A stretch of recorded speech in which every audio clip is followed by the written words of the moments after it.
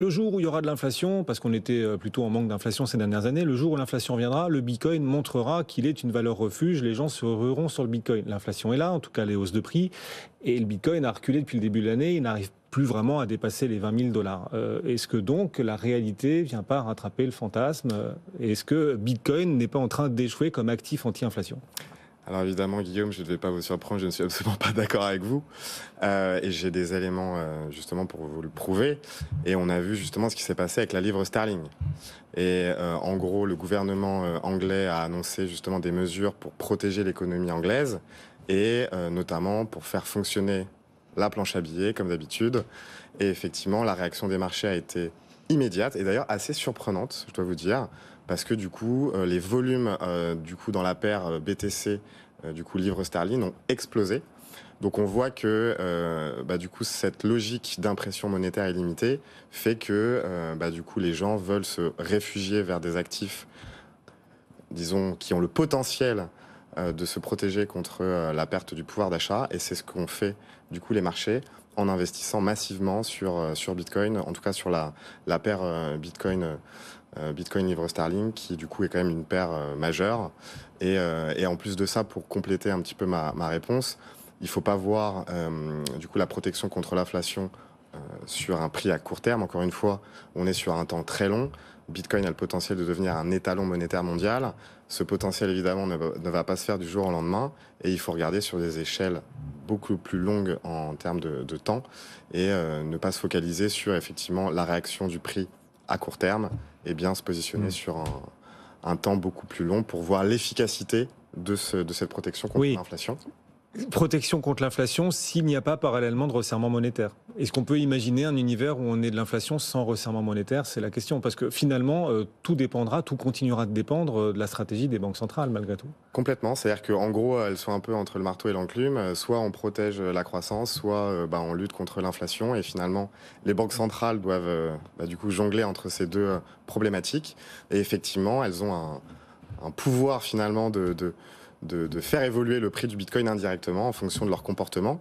Mais c'est vrai quand on voit du coup ce qui se passe depuis le Covid, depuis la crise des mesures anti-Covid, cette impression monétaire illimitée fait que, à mon sens et au sens des bitcoiners, la promesse de Bitcoin en tant que réserve de valeur et en tant que protection contre la perte du pouvoir d'achat est toujours là, plus que jamais. Parce qu'à vos yeux, même si les banquiers centraux resserrent aujourd'hui leur politique monétaire, relèvent leurs taux, vous estimez que ça ne durera pas et qu'on reviendra à de l'impression monétaire parce que dans l'urgence, les banquiers centraux n'auront pas d'autre choix à un moment donné.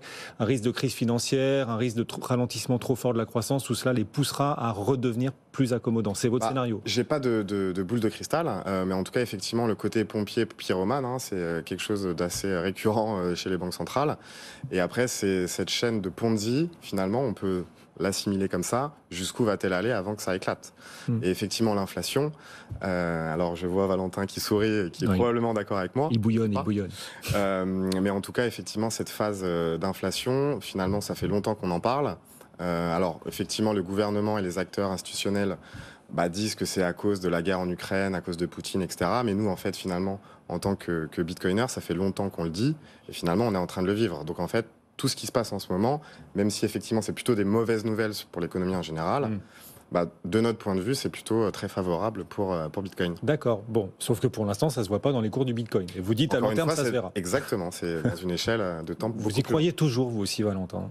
Moi, je suis amusé parce que pour une fois, on entend Ponzi dans la finance traditionnelle et c'est vous qu'on accuse, Guillaume, votre génération de Ponzi. C'est pour ça que je rigolais, parce que vous êtes normalement celui qui brandit ce torchon rouge et là, on le brandit dans l'économie traditionnelle. Donc, c'est pour ça que je rigolais. Mais effectivement, on verra sur le prix, sur le long terme, sur le fondamental. Ça tend à être ce que Jonathan nous annonce effectivement cet après-midi être. Bon, on verra. Pour l'instant, Bitcoin, comme actif refuge face à l'inflation, pour l'instant, ça reste à prouver, mais on va laisser sa chance à l'histoire. Et au temps long, en effet.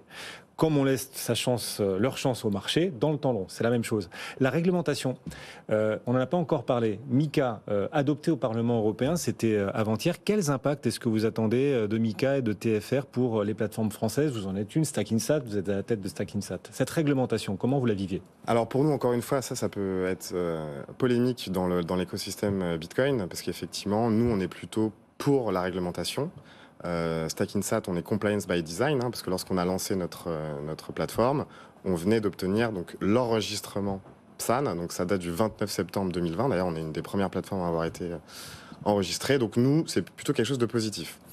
Et finalement, ce MiCA et ce TFR, c'est plutôt quelque chose qui, selon nous, va dans le sens de l'histoire, dans le sens où ça va permettre à nos clients, à nos partenaires d'avoir une réassurance supplémentaire, dans le sens où évidemment le fait d'avoir un tampon de l'AMF ou justement avec ce MiCA au niveau plus global en Europe, ça va permettre de rassurer tous nos partenaires, nos clients, etc. Après, effectivement, il y a toujours ce souci de distorsion de concurrence.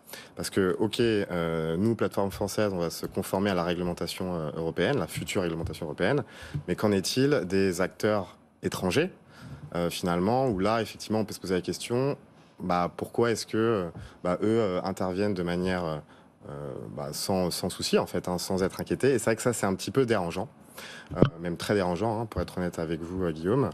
Donc ça fait partie des sujets qu'on a des sujets de discussion qu'on a avec le régulateur et avec le gouvernement.